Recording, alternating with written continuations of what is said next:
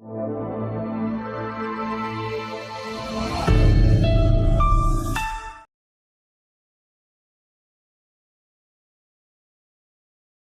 प्यारे बच्चों, स्वागत है आपका वाणी श्रृंखला में मेरी हिंदी व्याकरण जो कक्षा 8 के लिए है। तो आज हम प्रारंभ करते हैं एक नया पाठ।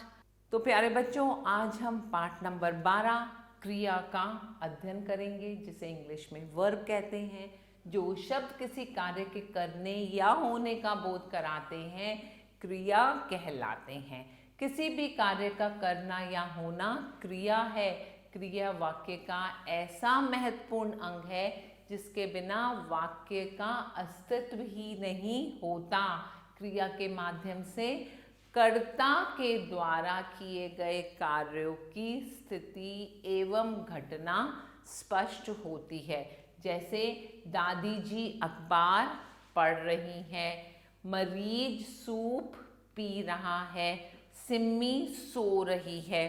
अब उपर्युक्त वाक्यों में रंगीन शब्द अर्थात पढ़ रही है, पी रहा है, सो रही है, ये शब्द किसी न किसी कार्य के होने या करने का बोध करा रहे हैं। अतः ये सभी शब्द क्रिया हैं। क्रिया के बिना कोई भी वाक्य पूरा नहीं होता।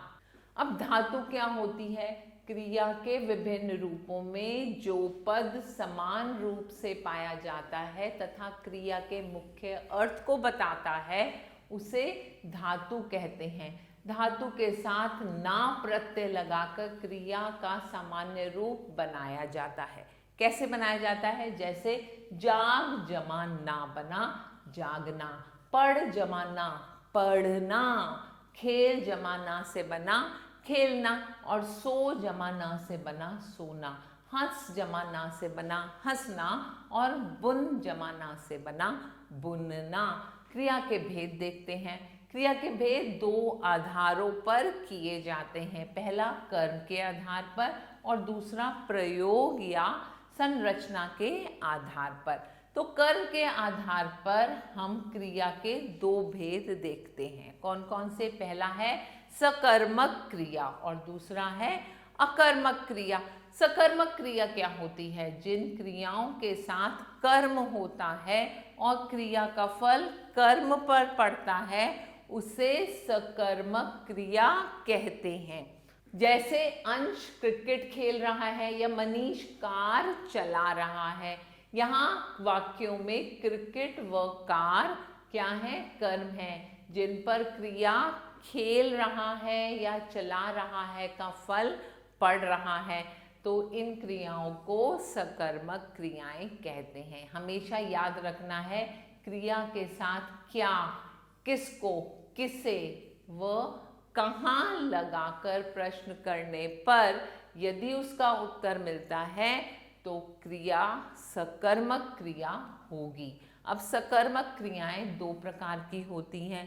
एक कर्मक अर्थात जिस क्रिया के साथ केवल एक कर्म का प्रयोग किया जाए, उसे एक कर्मक क्रिया कहते हैं। जैसे नौकरानी कपड़े धोती है, अंश कविता पढ़ रहा है। अब उपर्युक्त वाक्यों में कपड़े तथा कविता शब्द क्रमशः धोती है और पढ़ रहा है क्रिया के साथ एक एक कर्म है। अतः इसको हम एक कर्मक क्रिया कहते हैं। और द्विकर्मक क्रिया क्या होती है? द्विकर्मक क्रिया होती है जिस क्रिया के साथ दो कर्म पाए जाते हैं, उसे द्विकर्मक क्रिया कहते हैं। जैसे दादी ने वैभव को कहानी सुनाई या बुआ ने अयांश को घड़ी दिलाई। अब उपर्युक्त पहले वाक्य में वैभव और कहानी तथा दूसरे वाक्य में अयांश तथा घड़ी दो कर्म हैं। अतः यहाँ पर द्विकर्मक क्रियाएं हैं। अब आते हैं हम ख भाग में अकर्मक क्रिया। जिन क्रियाओं के साथ कर्म नहीं होता तथा क्रिया का फल कर्ता पर पड़ता है, उसे अकर्मक क्रिया कहते हैं। जैसे दीपांशी नाच रही है, खरगोश दौड़ता है, अब उपर्युक्त वाक्यों में दीपांशी व खरगोश कर्ता हैं, जिन पर क्रिया नाच रही है, वह दौड़ता है का फल पड़ रहा है, अतः ये अकर्मक क्रियाएं हैं। हमेशा याद रखना है, क्रिया के साथ क्या लगाकर प्रश्न करने पर यदि उसका उत्तर नहीं मिलता है तो क्रिया अकर्मक होगी। और नंबर 2, प्रयोग या संरचना के आधार पर। संरचना के आधार पर क्रिया के 5 भेद होते हैं। पहला, सामान्य क्रिया, जिस वाक्य में एक ही क्रिया का प्रयोग किया जाता है उसे सामान्य क्रिया कहते हैं।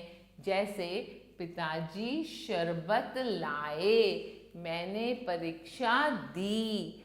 फिर दूसरी आती है संयुक्त क्रिया, जिस वाक्य में क्रिया के 2 या 2 से अधिक धातुओं के मेल से बनती है, उसे संयुक्त क्रिया कहते हैं। जैसे उसे मुंबई जाना पड़ा, वह मेरे घर आता रहता है।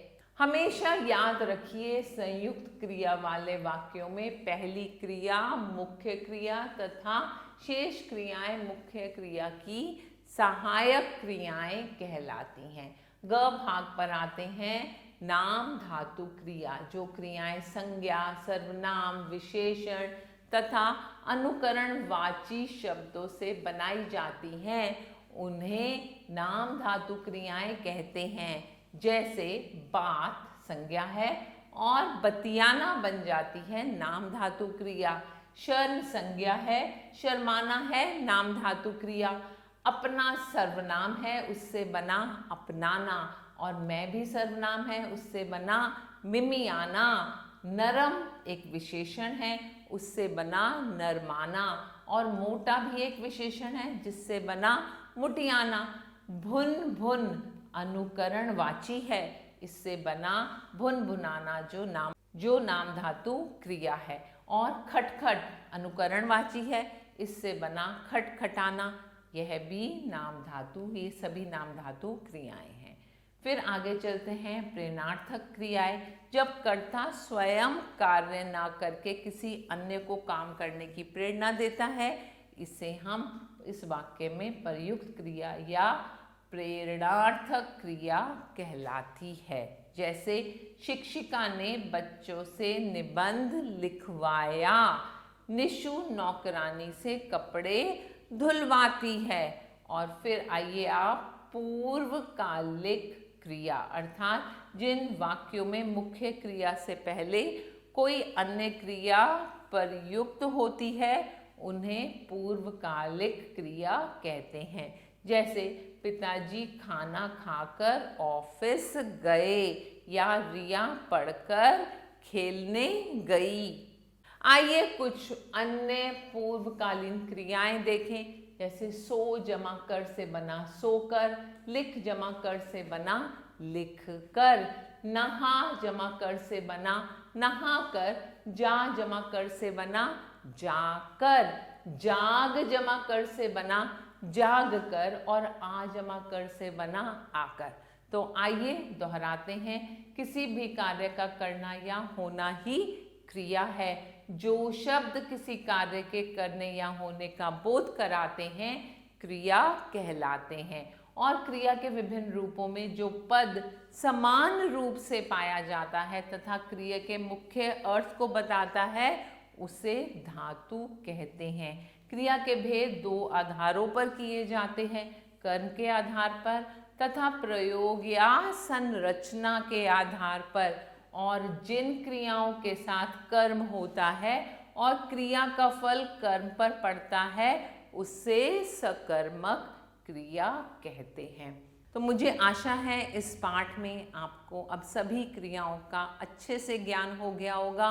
अब इसका अभ्यास कार्य आप स्वयं करेंगे। तो फिर मिलेंगे एक नए पाठ के साथ। तब तक के लिए आभार।